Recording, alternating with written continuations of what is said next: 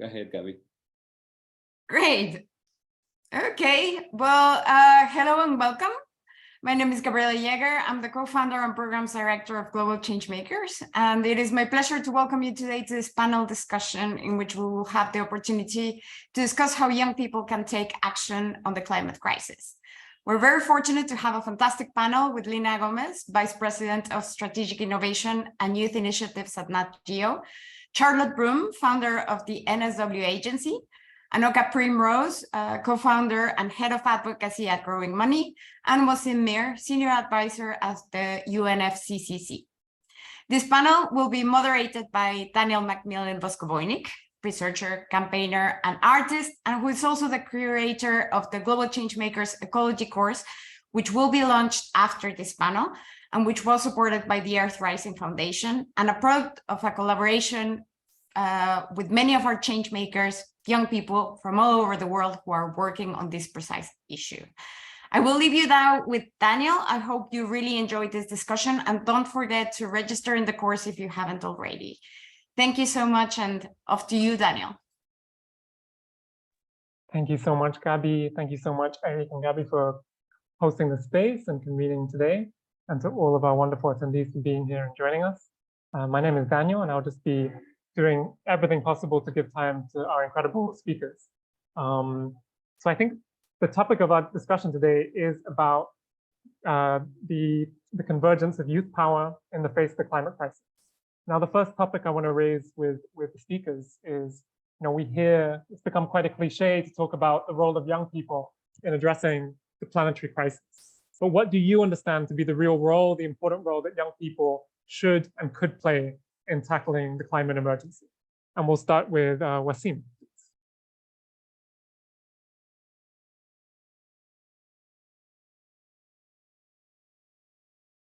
I think you may be on mute, Wasim. Yeah, sorry, that's always the first thing that happens. So first of all, thank you very much, Danielle. Can you hear me okay? Thumbs up if you can. So that's always really important at the beginning of meetings. And thank you for Gabby for organizing this and the invite.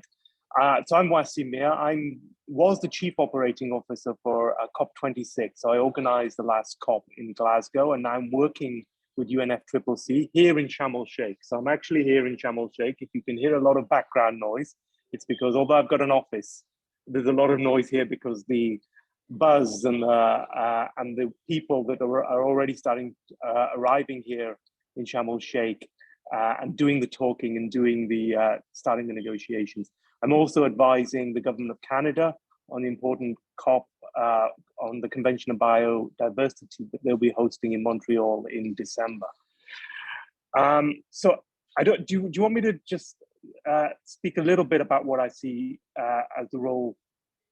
If I just speak for a few minutes. So the first thing to do, I think when you look at the challenge we have in terms of climate and biodiversity loss and protecting nature and combating pollution, the challenge is really big. And it can often seem easy to get lost in that challenge and feel a little bit of despair. And it's important you don't do that. And I think I'm really energized when I come here to a COP. In Glasgow, we had over 38,000 delegates in person. We had from 194 countries, 128 world leaders, thousands more joining through our digital platform. And we, in addition to that, into the main venue, we had a second venue targeted at the population, and we had 36 people from around Scotland and other places coming to see the work that we are doing there. And it's also, when I come to a COP, and same here, it's very physically big. The main venue in Glasgow was 200,000 square meters. That's the size of 28 football fields. And the one here in Sharm el-Sheikh, I haven't measured it in football fields, but it's even bigger from the sense I get from walking around here. And there are hundreds of meeting rooms. In total, we'll probably expect to have around 2,000 meetings here, in addition to side events, press conferences, receptions, different pavilions organized by different countries. And so the whole world comes together. And the reason the whole world comes together is because I think there is growing momentum and a growing feeling that we need to really act, and we need to act now. And I know it's very easy to be disappointed by the amount of action that has taken place or has not taken place, but it still brings to mind the need for taking action. And there are a lot of allies out there who are willing to and wanting to act. And I think what I see coming from one COP to another, I think everybody is increasingly energized and clear that there's a need to engage the youth. So frankly, my generation, a slightly older generation, has failed to meet up to the climate challenge. So we need younger people to take the mantle. Indeed, when we organized COP26, we aim to get young people involved at all levels. And that's also same true here. I see in Egypt through the work of, they've got a youth envoy, a presidential youth envoy, and through the work of Youngo, which is the official umbrella organization which brings together youth at COPs. But I think I want to start by just giving a little bit of advice to young people who are trying to engage on the climate and biodiversity agenda. Because I think because this is such a big agenda, and because these big meetings globally are such big meetings, it can often feel easy to get lost in and kind of feeling, how can you make an impact on such a big thing? So I think the first thing I'd say is it's really important to identify specific areas where you're really going to try and make an impact. And you need to recognize that you'll be one of many voices. Not everybody can speak on everything all the time, but if you've got a story to tell and some expertise and some real on the ground knowledge of what's happening in a specific area, you can make an impact. The second thing I'd advise anybody to do is develop an advocacy plan and be very precise about that, and put some effort into that, into trying to map who are the stakeholders, who are the people you're going to try and influence. You may decide it's your government that you want to focus on, and you need to influence to try and work out who the people are. And it's not always the most senior person you need to influence. There's often people at all different levels, but it may not be government. You may want to try and influence the private sector or through other civil society organizations. So do that, put together an advocacy plan, put together briefs that describe what your organization and what you can bring, what you want to engage on, to give people not just a meeting with you, but something they can take away. And then most importantly, engaging on this agenda, because it's a big agenda and it's an important agenda, it's not just about coming to one meeting or engaging in a one-off kind of way. Really think about how you do this as a kind of process. So if you come, if you are able to engage and try and influence in one forum, follow that up, organize briefings, and if you're able to engage, bring in others as part of your engagement. So if you're able to have an impact on one official or one part of government, organize briefing sessions so you can let others know about what you've done and how you've achieved it. Write blogs about what you're doing and how you can how that has an impact. Connect with your local press. Not everybody can write for the New York Times, but there's media across the world that people engage with at a local level. So engage with that. Try and connect with your parliamentarians and tell them what you're doing. So try and make this part of a process of engagement and part of an overall strategy and engagement plan. So those are some tips for me to start off with. Thank you.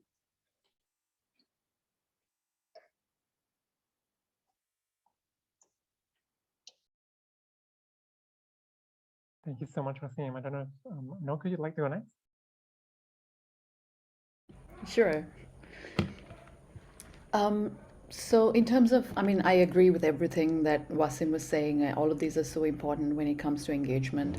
And I'd like to just kind of extend a bit on collaboration, because I think we've all had this challenge of understanding and thinking about everything in different silos. You have the gender thematics, you have the science thematics, you have so many different thematics. And I think it's now at this stage that we're understanding that everything is so interconnected. You cannot say that XYZ is separate. So yes, I mean, it's always great to kind of understand and see the connects even in biodiversity. I mean, when we work with communities, we see that, you know, people having an alternative livelihood really helps them to not cut down the trees. So all those little things, you know, thinking big picture really, really helps. And yep, thank you.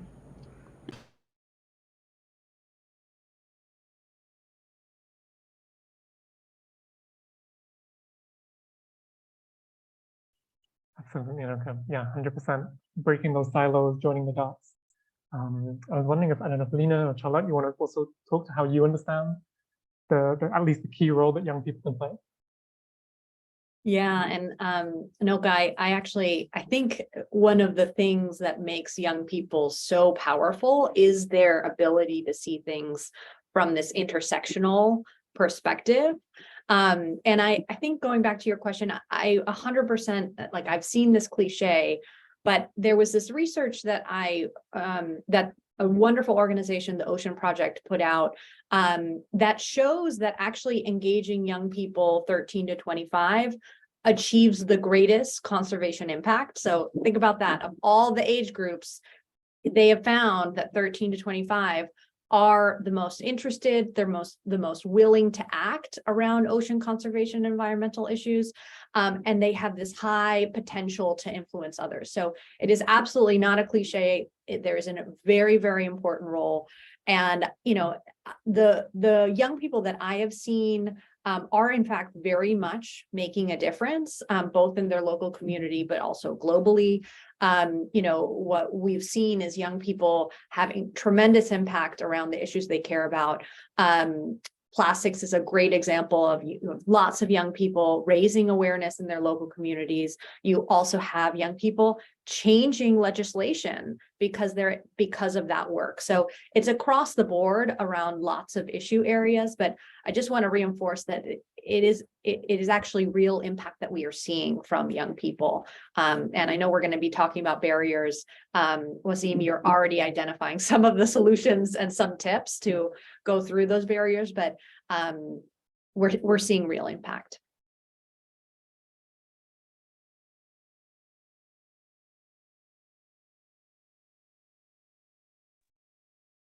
100%. And thanks so much for sharing that research as well.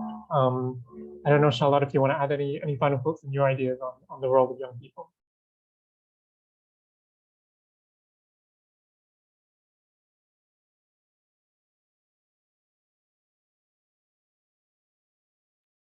I think we might have lost signal from Charlotte, but I will come back to Charlotte. I think I want to stick with this question on barriers that you mentioned, Lena, and Wasim, you already hinted at some of them. One of the things that we try and cover in the ecology course is, oh, Charlotte's back. Charlotte, I don't know if you can hear us. We wanted to invite you just to share some of your reflections around questions on the role of young people and what they can do. Yeah, my internet off just the time I was going to talk. Hi, hola amigos, greetings from Mexico. I think that we have, as young people, a lot of power in social media.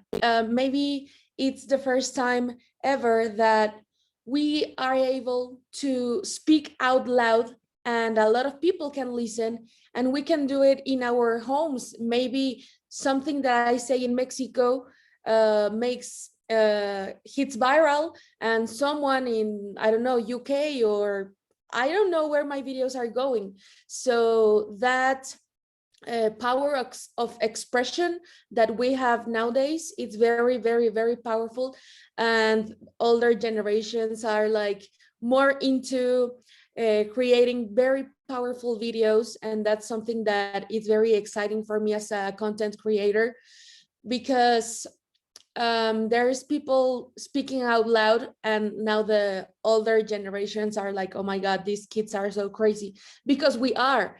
So that is like one tool that I want to keep encouraging people to use, because we are one tweet away to make a difference, one TikTok away to making a very clear message about the changes that we want to make as new generation. So that's something very exciting, and that sometimes people underestimate. Sorry, like people don't take the notion of how powerful social media is. So that's what I wanted to talk to you. Thanks so much, Charlotte. So we've heard lots of different ideas and possibilities in terms of young people really leading the way and transforming the narrative of things like plastics, the power of social media. I want to ask a question just on, we've hinted at this, like there's significant barriers, right? From the advice that people gave, there's a sense that also a lot of people on the call might be feeling is like, look, I really want to make a difference. I feel inspired, but there's all these barriers out there. There's patriarchal barriers. There's a feeling that I won't be able to have my voice heard. There's democratic barriers. There's so many different things. So from the course's perspective, we don't see these barriers are there for us to name them, to understand them, and find ways of moving through them. So I'd love to invite different speakers in however order you feel to maybe reflect on this idea of barriers. What barriers do we want to name? Should we be aware of? And what, from your own experience, has been a way to navigate that barrier, to test it, to move beyond it? So yeah, an open question around barriers. I don't know whoever wants to go, whoever feels most inspired first can go.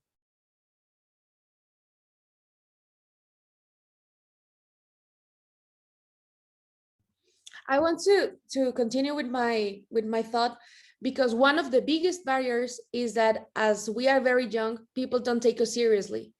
It's like, oh, yeah, they're too young. They don't understand that companies work in one way. So one of the biggest barriers is that they don't take us seriously. But yeah, that's it. They have to take us more seriously. And the other thing about social media is that another time, these are communication media, like it's not as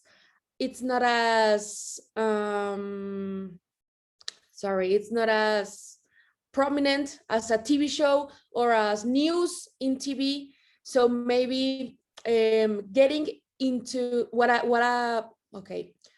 has been working for me is that using social media, I can get the message to all these old traditional communication things. Like me being on TikTok has given me the opportunity to go on TV. So that's one thing that I could do to get the message to the elder people that has to listen to us.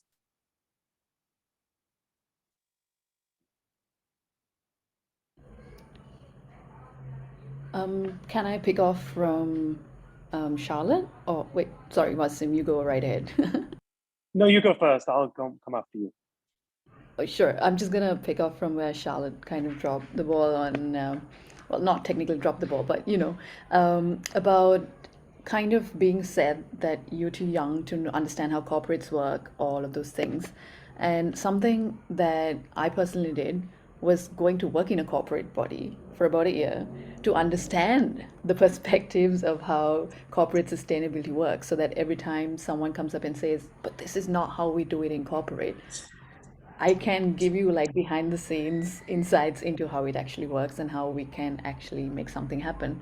And even then, like when you look at the disconnect sometimes that is portrayed with social media and action, looking at things like social enterprise and looking at ways of creating not necessarily just profit based, but more with a social cause kind of entities, which also help conservation and biodiversity. These things have really helped us to navigate a lot of the challenges that come our way, because I mean, one of the questions that people in grassroots communities ask us is, you're talking about saving the environment, but how is that going to help us? So it's kind of like addressing both ends of it, and to kind of bring in different livelihoods, alternative things, looking at new ways of looking outside the box. So yes, these things have kind of helped us work with very diverse communities across Asia to bring them to the table, because at the end of the day, it's all about the people and how they will, really go on to interact with the environment.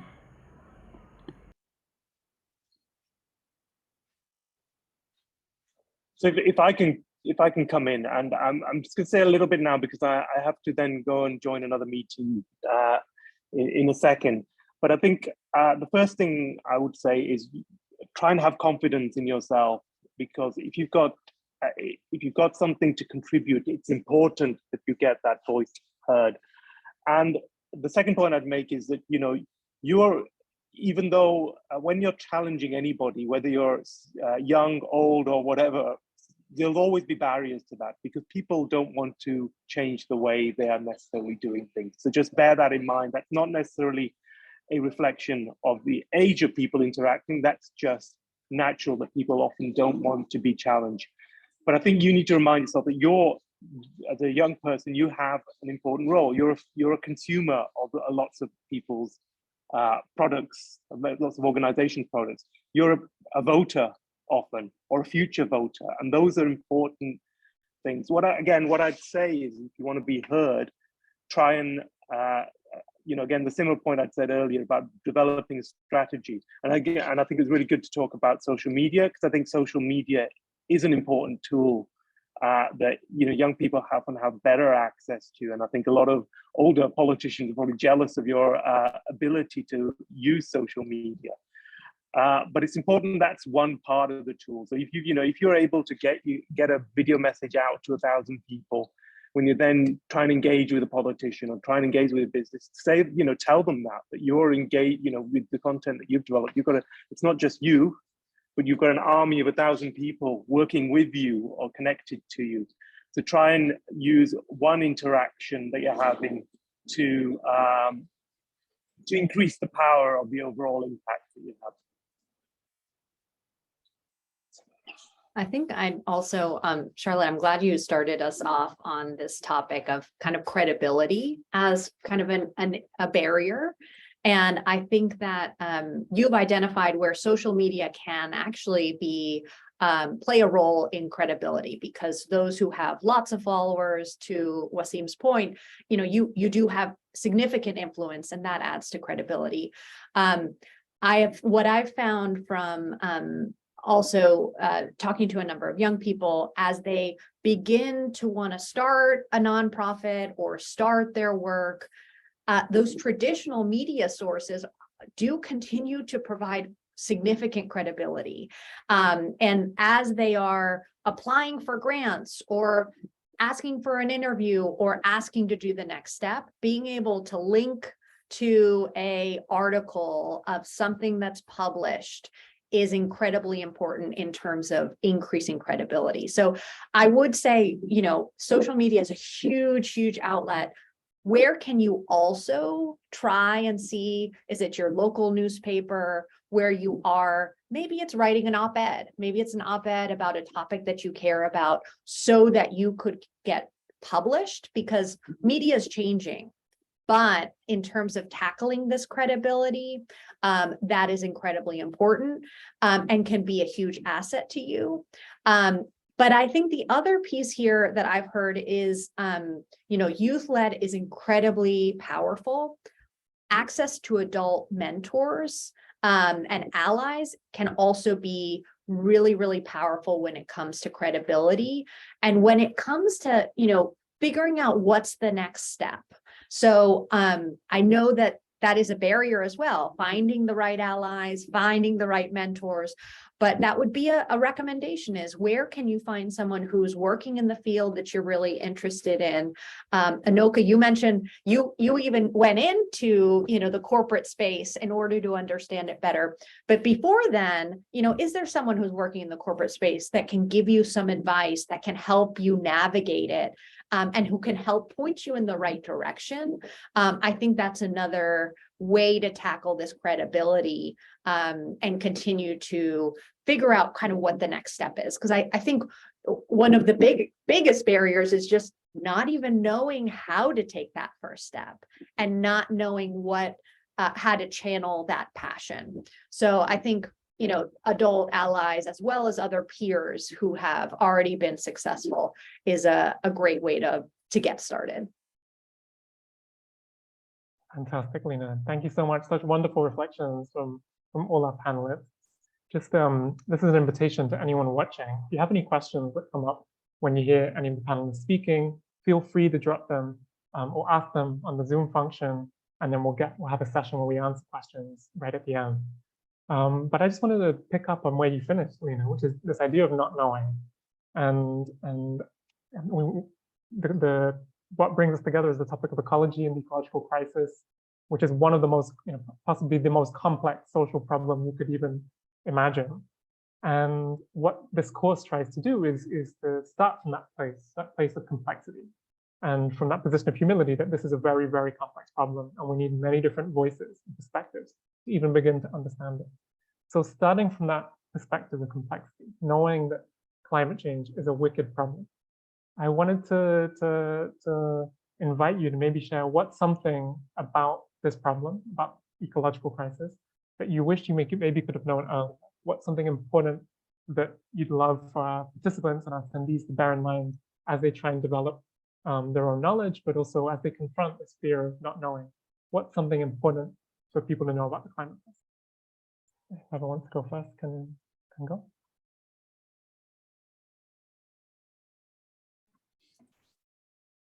Oh, thanks. I think that I would love to know earlier that we have to make opportunity, because sometimes I feel so with a lot of pressure of doing my individual cute little things, like, yeah, I'm bringing my own bottle and I'm bringing my own fork and knife, and that's okay. Like, all those changes are okay, but I would love to have like this thought that we are not going to change anything if we don't do it as a group, because sometimes I feel like all this pressure of doing everything by myself, which is not possible. So I would really love to understand that the more resilient places are the ones that are very like tied together as a community, and maybe being more autosuficientes, self-sufficient. Autosufficient, because, oh, sorry, let me silence my WhatsApp.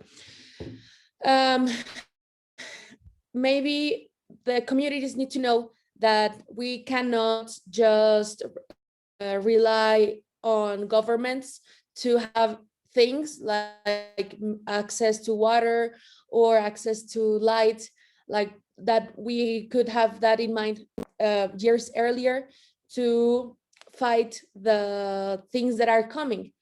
I didn't have water some days here in Mexico, and I didn't know what those solutions that really impact us in our daily basis are the things that I would really love to know earlier, that we have to think about that as individuals and as a community. That's what I would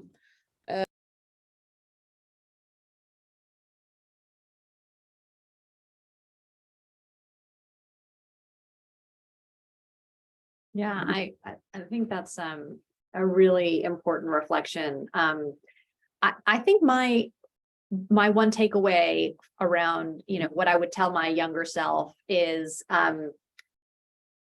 to start local, and that I didn't need to reinvent the wheel. So I think that part of climate change is that it is so big, can get so overwhelming and pretty disheartening. And so when you do feel like that, there's so many different pieces of the puzzle, and starting local, you can be an expert in your local community, and you can make a very impactful change in your local community if you start there and focus there. And Charlotte, I 100% agree with you that you also don't need to do it yourself. I mean, how can you find an organization who's working around an issue that you care about? How can you get some friends together, and how can you do it together? So I think my first advice is, we've got big audacious problems, but they're going to start with local solutions, and they're going to be a lot more tangible and solvable at the local level, and that you can be the expert in the local space, and then that you don't have to reinvent the wheel. Identify if there are other organizations that you could potentially, that may have already toolkits or may have already come up with innovations that you could implement in your school, in your community. And so I just, as you are thinking that, oh, this is so big, where do I start? I think those would be my two advice: local, and what might be out there that you could either implement or inspire you to implement something that may be locally relevant in your community.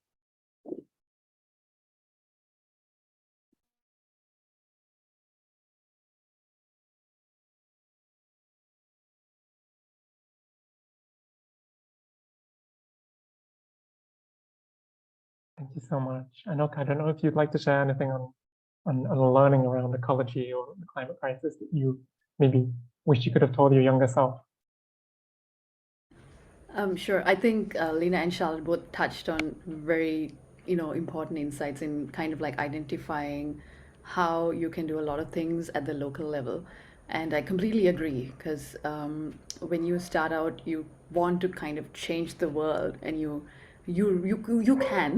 can definitely do that. You can do something very successfully at the grassroots level, be it mangroves or any environment, or policy wise that you're working on, and scale it up and kind of take it to the world. I mean, kind of like what Global Changemakers does.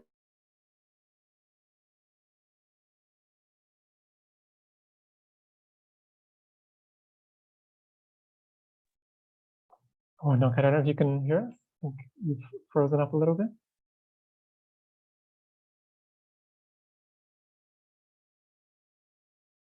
We'll wait to hear from Anoka when the connection is back. But I think as a final round of questions before we move to our esteemed audience and attendees, I wanted to kind of give you the opportunity, if you had just some final words of advice, but also some encouragement, like if you would recommend any actions for people. Obviously, this all depends on people on the local level and from their circumstances, but where do you see maybe particular priorities or possibilities for local activists and change makers right now? If you would have to urge people towards a particular space of action, what would that be? And maybe start with you, Lena. Yeah. Well, first of all,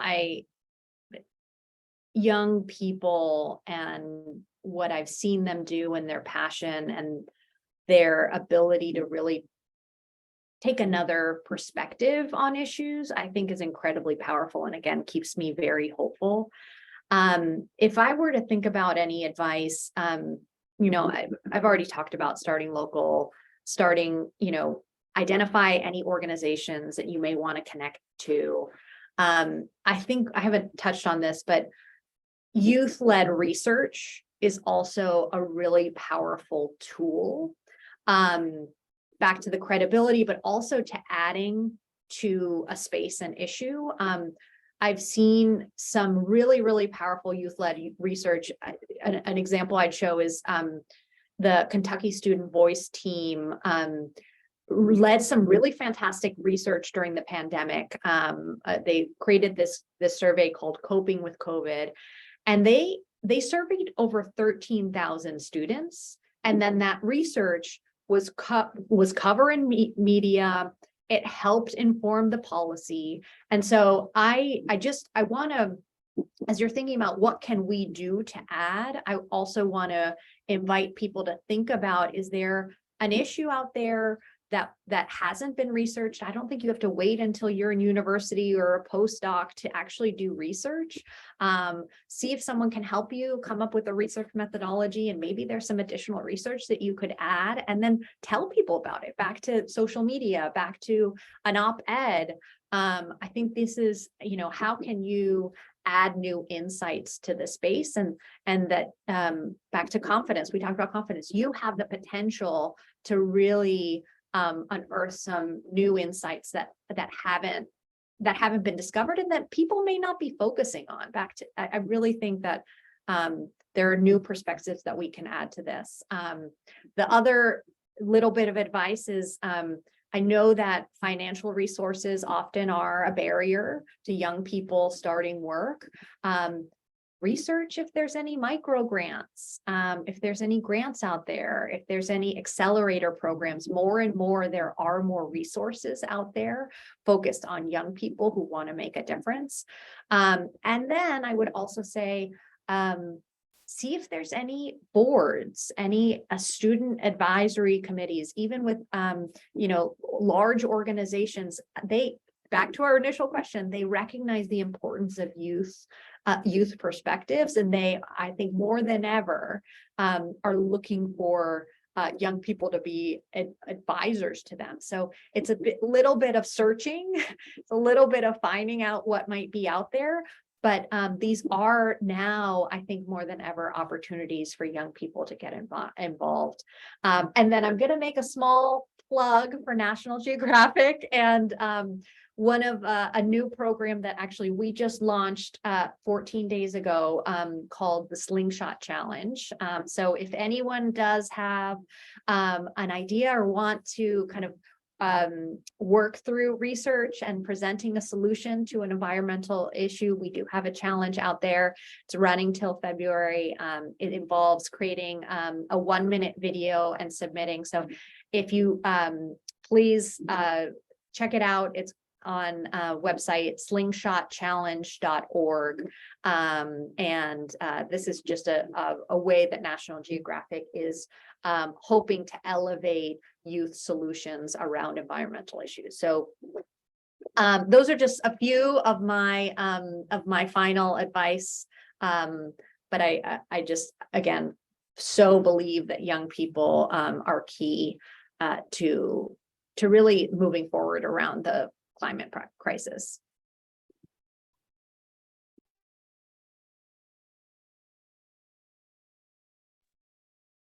Thank you so much, Lina. And everyone, remember, we'll share the link around the Slingshot Challenge as a potential avenue. Thanks for sharing. I don't know if you want to go next, Charlotte, and then we'll finish with Anoka this round. Yeah, my final thoughts are that, guys, we have to get involved. We have to do research. We have to speak out. But whenever it's too much, when you feel that it's very overwhelming, please stop. Because our mental health is super important, and you can get really, really like eco-anxious. So we have to be strong in our minds, in our heart, in our bodies to keep up with the action. And whenever you feel overwhelmed, just don't read the news, because there are a lot of horrible news about climate change, because we know it's happening. We know that we're melting. So whenever you feel that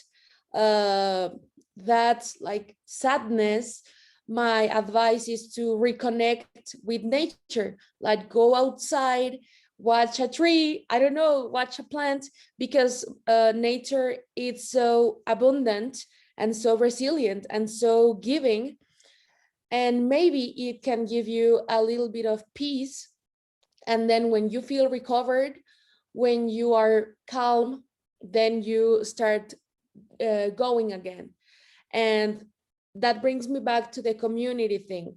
Whenever you feel very anxious and that you cannot like even leave your bed, think that we are a lot of people making changes. Like there's people all over the world, literally making stuff. So you can be a little bit calm that things are changing, just to like power up your energy, and then you go back again. But that mental health thing about environment, it's the most important thing that I learned the last years, because sometimes I really got like mental health problems and issues. And I know that we are very intense because it's our planet and because it's our future and because we are so mad and so angry and so wanting to everyone take action. but we are not able to get in the brain of everyone. So respect like thoughts and things, and maybe if our communication is not working to make traction, then maybe we have to learn how to communicate in another not language, but with another type of communication. So don't get mad, or yes, do get mad, but keep your mental health in order. And that's my last advice, to take care of yourself so you can be strong, because if we are strong, we can make more impactful changes. Thank you so much, Charlotte. And so on point as well. Reconnection is the source of strength, and strength is the source of our collective power. I'd love to give the final word of this round. I know you can, sorry for the connection breaking beforehand. Maybe you could finish what you were trying to say and reflect a little bit on this final round of the fight. Thank you. Thank you, Daniel. So yes, I mean, touching on like what everyone has been saying, it's kind of like finding your tribe that really, really helps you, finding that tribe and that networks and the people who will kind of support you or pick up whatever that you cannot do at that point of time, because then it's almost like a relay where you keep handing off to each other, and but you still keep running, you know, it still keeps going towards that part. So it's kind of about building that next generation, building the kind of, because it's so important, I think, even with this ecology course, it's also about empowering the young people who are kind of like, you know, the very young, like what Lena said, you know, 13 to 25, you know, bringing all of these people to the table and kind of giving that opportunity to build their credibility, build a lot of you know, networks, and also to look at grants and things. Because I mean, coming from the global south, one of the biggest challenges and barriers can be credibility, and being from the global south, because it's so tough to be taken seriously sometimes in forums, because, you know, it's simply because you're from the global south, and this happens a lot. And I think kind of working with a lot of different international bodies and different people who can support you, like the Global Changemakers, has really helped. I know I speak for a lot of the other cohorts as well. It really helps to be a part of something as great as, you know, GCM. So yes, build those networks, collaborate, work with your tribe, and really wake up. And if you feel like you can't do it that day, find your why.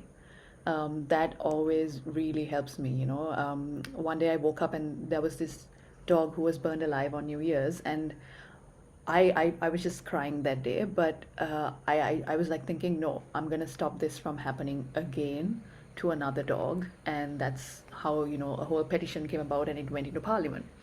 So it's really about finding your why and working with people who will really, you know, push you through that.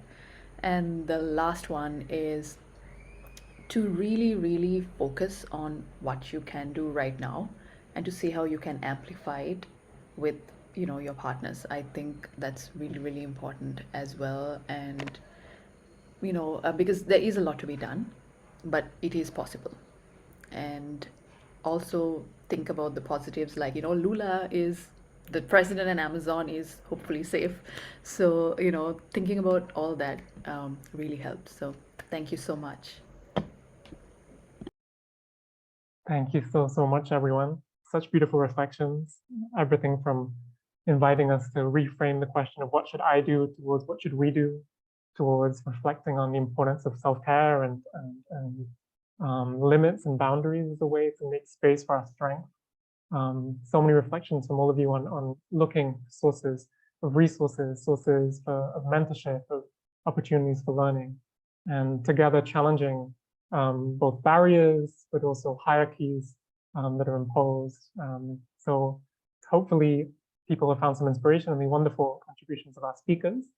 We have a few final minutes for some questions and some answers. So do please write in your questions in the chat. So I think one really great question that someone's asked, which is one of my favorite questions. It's one of the most difficult questions, but like all great questions, questions aren't there to be answered. They're there to help us change perspective. So the question is, by an anonymous attendee, is how can we find a balance between the time needed for a just transition and the urgency demanded by climate change as young activists? So I'd love to offer this very challenging question. How do we balance these two different timescales, the urgency that the crisis demands and the pace and the patience that real transformation asks us? Whoever wants to take that challenging question. And meanwhile, I invite others to keep on sharing your questions in the chat. Who would like to take that one?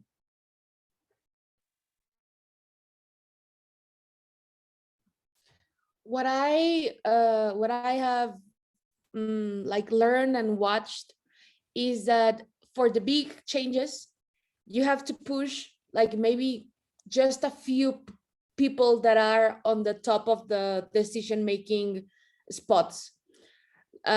I've been working with very big companies, and I was thinking, oh, I needed to get to you, like really like one woman, to change how something is empacado, something is packed. Like sometimes you just have to get to a really small amount of people to create big changes.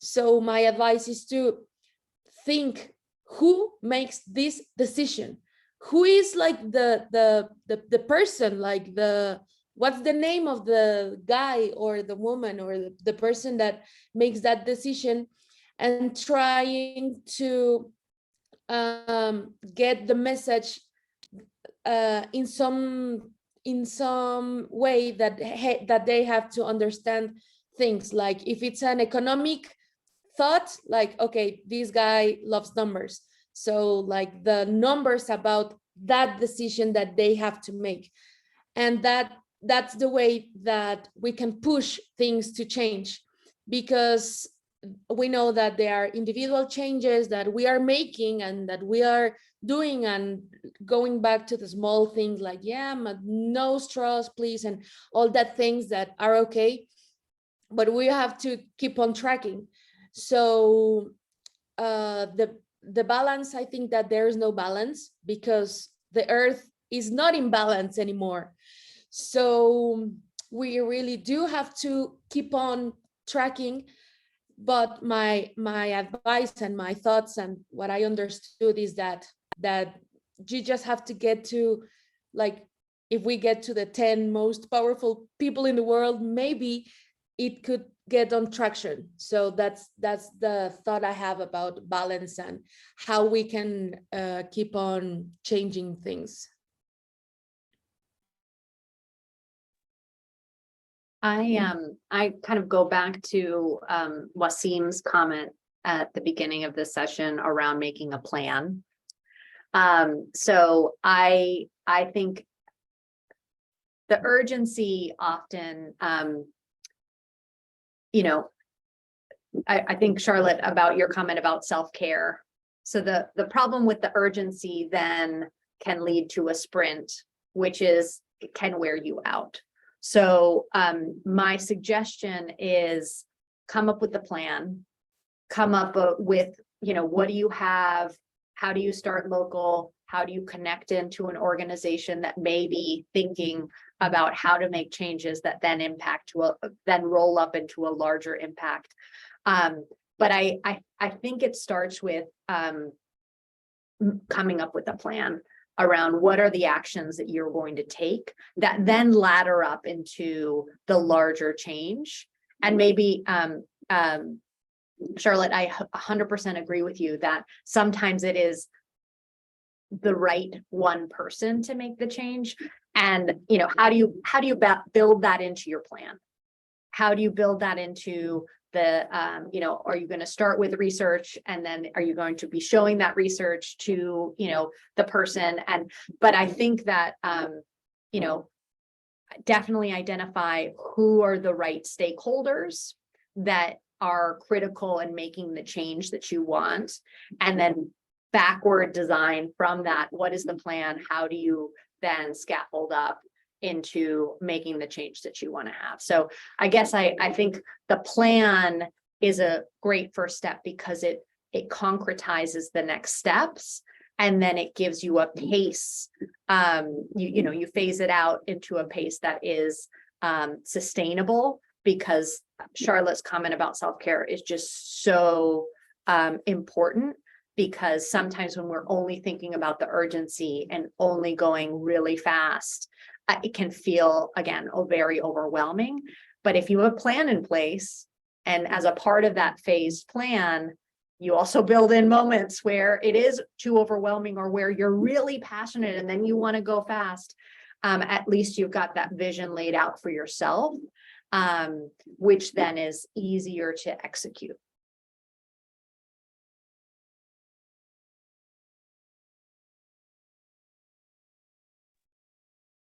Anoka, you can bring us home.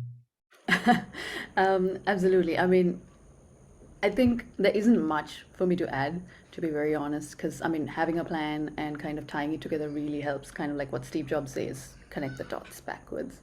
So I think something that you really need to kind of keep in mind and use, in some ways utilize, is also things that are happening right now. Like, for example, the world is trying to go electric. Why? Because of the war and all these other accelerated reasons, and kind of capitalize on those moments a little bit, because it is pushing a lot of people towards rethinking energy, kind of understanding how you can sort of go, kind of accelerate those solutions that we've been talking about for so many years.